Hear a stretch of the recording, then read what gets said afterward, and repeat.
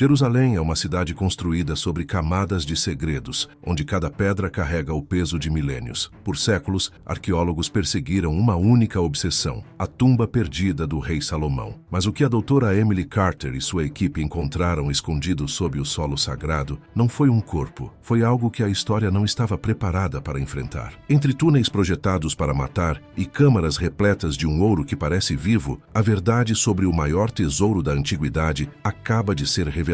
Prepare-se para entrar em um local onde a arqueologia e o impossível se encontram. Hoje, no mundo restrito, desvendamos o que Salomão realmente deixou para trás. Os segredos esquecidos de Jerusalém. Jerusalém é uma cidade construída sobre camadas de história. Cada rua, cada colina, cada pedra carrega a memória de milhares de anos. Arqueólogos e historiadores frequentemente falam dela como um arquivo vivo. Sob sua superfície, jazem túneis, câmaras e ruínas que a cidade escondeu cuidadosamente através dos séculos. Moradores relatam que até os exploradores mais experientes costumam se sentir perdidos aqui. Há um peso no lugar, uma sensação de que a própria terra guarda segredos que talvez nunca revele totalmente. Entre os mistérios mais duradouros está a história do rei Salomão. Ele foi um governante lembrado por uma sabedoria que ia além da compreensão comum, por uma riqueza que maravilhava o mundo antigo e por um templo que muitos dizem ter definido a importância de Jerusalém. Relatos antigos o descrevem como um homem cuja influência alcançava muito além das muralhas da cidade. Alguns acreditam que o que ele construiu e coletou deixou pistas ainda enterradas sob a cidade hoje. Por gerações, a questão da tumba de Salomão alimentou especulações. Alguns estudiosos relatam que ela pode nunca ter existido no sentido convencional. De acordo com lendas locais, um rei tão poderoso não deixaria seu local de descanso final desprotegido. Muitos acreditam que o verdadeiro Salomão foi enterrado de uma forma que nunca deveria ser descoberta. Histórias passadas por historiadores sugerem que as tentativas de localizar a tumba ao longo dos séculos frequentemente terminavam em fracasso ou mistério. Exploradores da época medieval, viajantes do século XIX e arqueólogos modernos, todos vasculharam as colinas e vales ao redor da cidade. Cada vez, batiam em becos sem saída ou encontravam evidências contraditórias. As buscas fracassadas deixaram uma lacuna no registro histórico e aprofundaram a sensação de frustração e obsessão em torno do legado do rei. A importância de descobrir algo sobre Jerusalém não pode ser exagerada. Alguns relatórios afirmam que mesmo pequenas escavações desencadearam intensos debates políticos e preocupação religiosa. Jerusalém não é apenas uma cidade, é solo sagrado para milhões. Qualquer descoberta, mesmo em um canto remoto, poderia desencadear indignação pública, tensão religiosa ou restrições legais. Alguns arqueólogos locais relatam que as autoridades frequentemente interferem ou interrompem investigações para evitar disputas. A pressão sobre qualquer equipe que tente descobrir segredos sobre a cidade é implacável. Enquanto a cidade guarda esses mistérios profundos e sem resposta, o foco agora se volta para o homem cuja vida e império deram início à busca, cujo reinado moldou cada pedra e história sobre Jerusalém. O legado e o império de Salomão. Salomão tornou-se rei após o rei Davi, assumindo um papel que carregava uma responsabilidade enorme. De acordo com alguns relatos, ele era apenas um adolescente quando assumiu o trono, herdando um reino que ainda se recuperava de anos de conflito. Especialistas dizem que, apesar de sua juventude, Salomão estabeleceu rapidamente o controle sobre Jerusalém e expandiu a influência da cidade. Moradores relatam que seu reinado foi diferente de qualquer outro anterior, não apenas pela riqueza, mas pela escala dos projetos que iniciou e pela ambição por trás de cada decisão. Durante seu governo, disse que Salomão construiu um império que se estendia muito além das fronteiras imediatas de Jerusalém. De acordo com reconstruções históricas, ele estabeleceu redes comerciais que alcançavam terras distantes, importando ouro, marfim, especiarias e animais exóticos. Alguns acreditam que navios navegaram até a África e a Índia, trazendo tesouros inigualáveis no mundo antigo. Relatórios sugerem que sua influência era sentida não apenas através do comércio, mas através de uma diplomacia cuidadosa. Tribos e reinos vizinhos supostamente supostamente reconheciam sua autoridade, enviando embaixadores para garantir alianças e assegurar a paz. Uma das maiores conquistas de seu reinado foi o primeiro templo. Arqueólogos relatam que a construção envolveu enormes vigas de cedro importadas do Líbano, painéis de ouro que capturavam a luz do sol e um trabalho em pedra tão preciso que a argamassa era quase desnecessária. Alguns especialistas acreditam que as técnicas utilizadas estavam à frente de seu tempo, combinando a habilidade de engenharia com simbolismo religioso. O templo era mais do que um edifício, tornou-se o centro da influência de Salomão, uma declaração de poder e riqueza, projetada para impressionar tanto moradores quanto visitantes. As conexões internacionais de Salomão aumentaram sua fama. A rainha de Sabá supostamente viajou com grandes caravanas carregando ouro, especiarias e enigmas destinados a testar sua sabedoria. Relatos não verificados sugerem que ela deixou a cidade atônita, não apenas por sua riqueza, mas por sua habilidade em responder perguntas que pareciam insolúveis. Suas rotas comerciais, estendendo-se do Mediterrâneo ao Mar Vermelho e além, trouxeram uma riqueza que alguns historiadores acreditam ter sido sem precedentes para a época. O controle sobre recursos como as minas de cobre do Vale de Tina é relatado como outra fonte de riqueza oculta. Escavações na área mostram evidências de operações de mineração em larga escala, sugerindo recursos que poderiam ser facilmente desviados, armazenados ou ocultados. Alguns acreditam que essas riquezas faziam parte do plano de longo prazo de Salomão para garantir ativos muito além do que qualquer governante de seu tempo poderia imaginar. A fama de Salomão o tornou maior que a vida. Relatórios sugerem que, mesmo séculos depois, sua reputação alimentou curiosidade, ganância e obsessão. Comerciantes, estudiosos e reis, todos buscaram entender o homem e seu reino. Apesar disso, ninguém pode confirmar a localização exata de seus tesouros ou o local de descanso final de suas posses mais valiosas. A questão permanece, com toda sua influência, riqueza e alcance, para onde Salomão foi quando morreu e o que ele deixou para a história encontrar. Seu império e riqueza lançaram as bases para séculos de intriga, mas com o passar dos séculos, as respostas tornaram-se ocultas, dispersas e ferozmente guardadas, preparando o cenário para a busca moderna que descobriria algo muito além das expectativas. A busca implacável de Eilat Mazar. Por séculos, exploradores perseguiram a tumba de Salomão por Jerusalém, frequentemente falhando contra probabilidades impossíveis. Cavaleiros medievais supostamente cavaram sob o monte do templo, convencidos de que o rei jazia abaixo, enquanto exploradores do século XIX vasculharam as colinas da Judéia seguindo mapas e rumores incompletos ou enganosos. Gerações de buscadores enfrentaram armadilhas, túneis desmoronados e becos sem saída. Estudiosos debateram se a tumba algum dia foi real, e lendas locais sussurravam sobre cavernas e câmaras seladas por aqueles que temiam o que a riqueza ou o conhecimento de Salomão pudessem revelar. Tensões políticas, locais sagrados e terreno instável tornaram a tarefa ainda mais perigosa. Por décadas, o mistério parecia impossível. Então, no final do século XX e início dos anos 2000, Eilat Mazar surgiu como uma força determinada a enfrentar esse mistério impossível. De acordo com relatórios, ela abordou Jerusalém não apenas como arqueóloga, mas como uma detetive da história. Ela debruçou-se sobre textos bíblicos, procurando referências que pudessem apontar para estruturas ocultas. O ponto principal é que a Bíblia faz parte de nossas fontes históricas para ser usada, reestudada e reexaminada repetidas vezes. Cada versículo, mencionando o templo, palácio ou centros administrativos do rei Salomão, tornou-se uma pista em sua mente. Alguns especialistas relatam que ela acreditava que a Bíblia continha informações práticas sobre localizações, layouts e construções que os mapas modernos não podiam revelar. Mazar focou na cidade de Davi, a parte mais antiga de Jerusalém, onde camadas de história se acumularam como sedimentos. Ela hipotetizou que se a tumba de Salomão existisse, estaria perto das estruturas que ele construiu ou das áreas que controlava. Sua equipe estudou inscrições,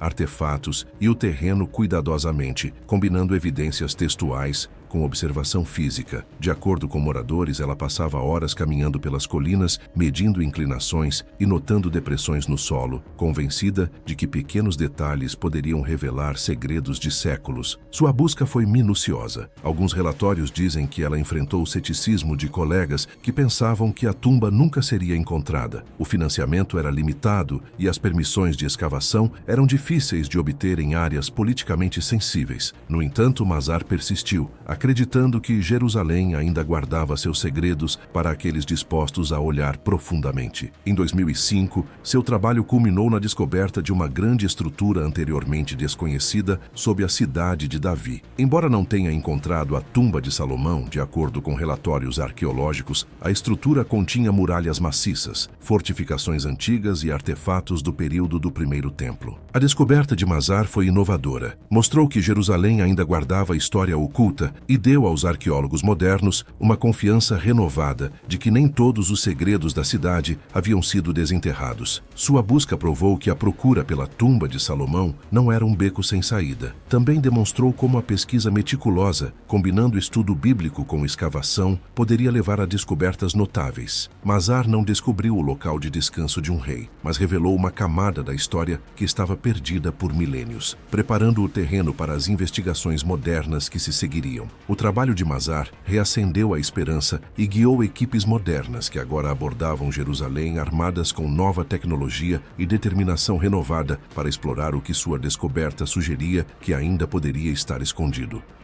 Arqueologia moderna e as pistas ocultas.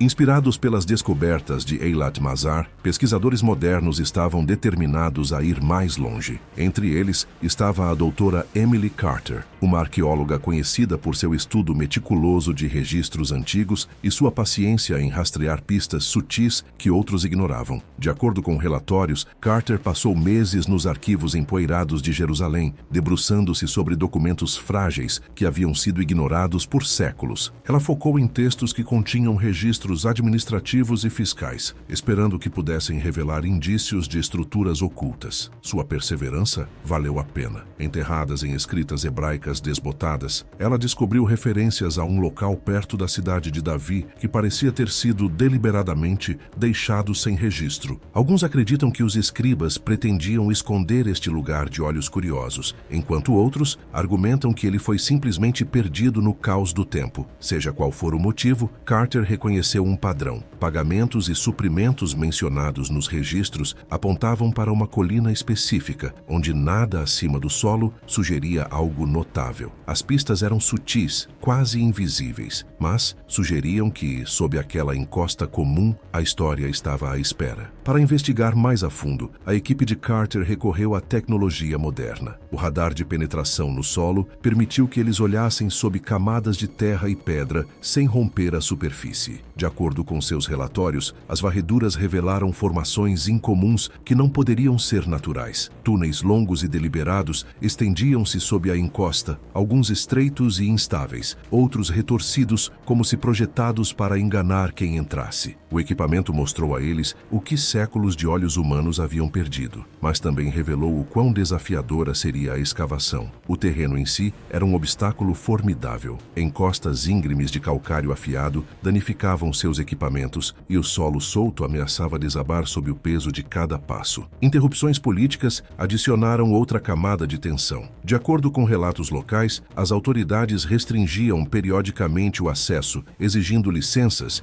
e interrompendo o trabalho por preocupações de segurança. Cada pausa aumentava a pressão. Semanas e meses de esforço cuidadoso foram necessários apenas para limpar pequenas áreas com segurança, e a equipe teve que se mover com extrema cautela para evitar deslizamentos de terra ou danos a quaisquer descobertas potenciais. A persistência finalmente trouxe resultados. Após uma forte tempestade, uma depressão rasa apareceu na encosta, anteriormente invisível a olho nu. Alguns membros da equipe relataram sentir uma tensão instintiva, como se o próprio solo estivesse prendendo a respiração. A depressão alinhava-se perfeitamente com as indicações dos arquivos e das varreduras de radar. De acordo com Carter, foi o primeiro sinal visível de que estavam no caminho certo, uma confirmação de que segredos milenares haviam sobrevivido através de ocultação deliberada. A depressão marcava a entrada para um sistema sistema de túneis que eram mais do que simples passagens. Observações preliminares sugeriram que foram projetados para enganar, com becos sem saída e obstáculos cuidadosamente planejados. Alguns relatórios indicam que mesmo pequenos erros poderiam destruir seções frágeis dos túneis ou apagar evidências escondidas por milhares de anos. Cada passo na encosta exigia foco, coragem e disposição para enfrentar o desconhecido.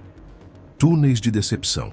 De acordo com relatórios, os túneis eram inteiramente feitos pelo homem, esculpidos com intenção precisa, retorcendo-se e virando como se tivessem sido projetados para confundir qualquer um que ousasse entrar. Algumas passagens estreitavam-se tanto que a equipe só conseguia passar uma pessoa de cada vez. Outras inclinavam-se abruptamente, a pedra escorregadia pela umidade, tornando cada passo perigoso. Ficou imediatamente claro que quem construiu esses túneis esperava intrusos e havia se preparado para eles. Os perigos eram reais. A equipe descobriu seções de chão e teto projetadas para desabar a menor pressão. Uma armadilha supostamente pegou um dos membros juniores da equipe. Um deslocamento súbito de pedra prendeu seu pé. O choque percorreu a equipe. Eles o libertaram, abalado e pálido. Após esse incidente, ficou claro que os túneis não poderiam ser explorados apenas pelo instinto. Máquinas e scanners seriam necessários para mapear as passagens, detectar pontos fracos e evitar desabamentos mortais. Algumas marcas pareciam referenciar eventos históricos, enquanto outras eram padrões geométricos que ninguém compreendia totalmente. A equipe da Dra. Carter estudou cada marca cuidadosamente, percebendo que um único passo em falso poderia destruir evidências frágeis de uma construção milenar. A tensão era palpável. Um movimento errado poderia desabar uma seção inteira ou apagar traços de conhecimento que sobreviveram há milênios. O desgaste mental foi severo. Navegar por passagens estreitas enquanto se preocupavam com armadilhas exauriu a equipe. Eles relataram noites sem dormir, assombrados pelo pensamento de julgar mal um caminho ou interpretar mal uma marcação. Fisicamente, o calcário cortava as mãos e raspava os ombros. Caminhos falsos apareciam a cada curva. Um corredor que parecia aberto terminava abruptamente em um beco sem saída. Outras paredes escondiam recessos rasos ou câmaras ocultas que serviam para enganar qualquer um que tentasse passar apressadamente. A equipe percebeu que os construtores pretendiam proteger o que estava além, não apenas escondê-lo. Cada descoberta reforçava a ideia de que aquilo era mais do que um túnel. Era um sistema repleto de armadilhas cuidadosamente projetado para preservar um segredo. Finalmente, além das passagens tortuosas e corredores enganosos, eles alcançaram uma enorme porta de pedra intocada por milhares de anos. Relatórios sugerem que estava perfeitamente selada, sem sinais de entrada ou perturbação. A equipe ficou maravilhada, percebendo que estava no limiar de descobrir algo que havia sido deliberadamente escondido da própria história. Além daquela porta antiga, jazia o primeiro vislumbre real dos segredos que escaparam da história por milênios, e a equipe sabia que cada passo cuidadoso a partir dali poderia mudar tudo o que pensávamos saber sobre Jerusalém.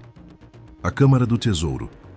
Quando a equipe finalmente empurrou a porta selada, o ar que escapou cheirava a poeira e tempo, pesado com séculos de silêncio. A princípio, a escuridão os engoliu. Lanternas cortaram o breu, revelando paredes que brilhavam como o sol derretido. Relatórios indicam que ouro havia sido cuidadosamente colado às superfícies, folhas finas pressionadas e polidas, até que a luz parecesse tremer em cada curva e canto. Era avassalador. Cada olhar parecia captar algo novo, como se a própria sala estivesse viva, com os reflexos de mãos há muito esquecidas. Vasos de ouro repousavam ordenadamente em prateleiras de pedra. Joias estavam empilhadas com cuidado meticuloso, cada peça colocada como se estivesse esperando especificamente pelo momento em que seria encontrada. A equipe supostamente prendeu a respiração, quase com medo de tocar em qualquer coisa. A poeira pairava no ar como um aviso. Eles se moveram cautelosamente, cientes de que um passo descuidado poderia derrubar séculos de artefatos preservados. Cada item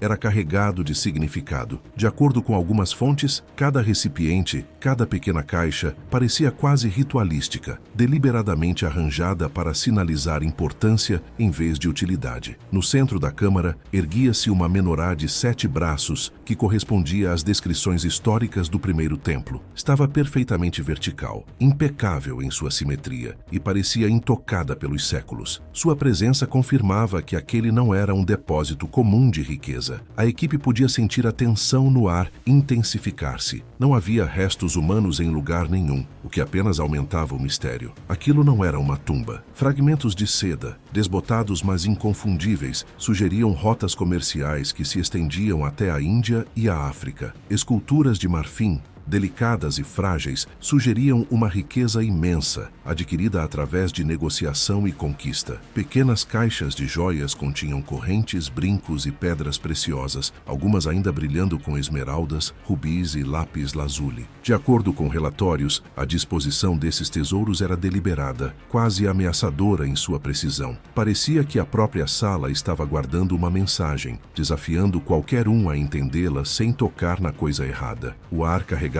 aromas que sobreviveram a milênios: açafrão, incenso e notas de cítricos. Alguns membros da equipe sussurravam que era como se a sala tivesse sido selada com cuidado, preparada para desafiar qualquer um que ousasse entrar. A experiência foi desorientadora. De acordo com Carter, a luz refletida no ouro e as sombras criadas pela menorá davam à câmara uma vida própria, e cada movimento pela sala era acompanhado por um pulso de medo e reverência. Apesar do imenso tesouro, o vazio onde um corpo deveria estar era impressionante. Alguns pesquisadores supostamente recuaram, temerosos com as implicações. Aquilo não era o que esperavam. A câmara sugeria a ocultação deliberada de riqueza e conhecimento, não um sepultamento. A percepção enviou um calafrio pela equipe. Cada peça de ouro, cada objeto esculpido, parecia dizer que alguém havia planejado séculos de segredo. A câmara deu o primeiro vislumbre real da escala dos segredos enterrados sob Jerusalém. Era ao mesmo tempo magnífico e aterrorizante. Cada artefato sugeria conhecimento, poder e intenção muito além do que qualquer um imaginara. A sala exigia respeito, cautela e silêncio. O ouro e o tesouro atordoaram a equipe, mas havia a sensação de que haviam apenas arranhado a superfície. A primeira camada de revelação havia sido descoberta, mas o propósito desta câmara permanecia oculto. O que jazia além prometia uma verdade mais profunda, sombria e inquietante. Símbolos estranhos. Depois que a equipe absorveu a riqueza impressionante da Câmara do Tesouro, sua atenção voltou-se para as paredes. Elas estavam cobertas de entalhes e símbolos, alguns tênues, outros profundamente gravados, formando padrões que eram quase matemáticos em precisão. De acordo com relatórios, os símbolos incluíam formas geométricas, espirais e selos em forma de estrela, que se assemelhavam aos descritos em textos antigos, como a Marca de Salomão. A complexidade absoluta fez vários membros da equipe recuarem, sem saber por onde começar. Era como se as próprias paredes estivessem vivas, com informações, desafiando qualquer um a entender o que havia sido deixado para trás. Em um canto, tábuas de argila empilhadas ordenadamente atraíram seus olhos. Algumas mediam as dimensões exatas descritas nos relatos do primeiro templo. Outras eram menores, gastas e quase irreconhecíveis. Cada tábua carregava inscrições que pareciam mais do que simples registros. De acordo com relatórios não verificados, parte da escrita parecia codificar conhecimentos de design estrutural e matemática de templos que desafiariam a compreensão moderna. A equipe percebeu que quem criou esta câmara não estava enterrando um rei, estava protegendo o conhecimento. Uma tábua referenciava uma chave conectada a rituais lendários. Estudiosos da equipe especularam que poderia se referir aos rituais misteriosos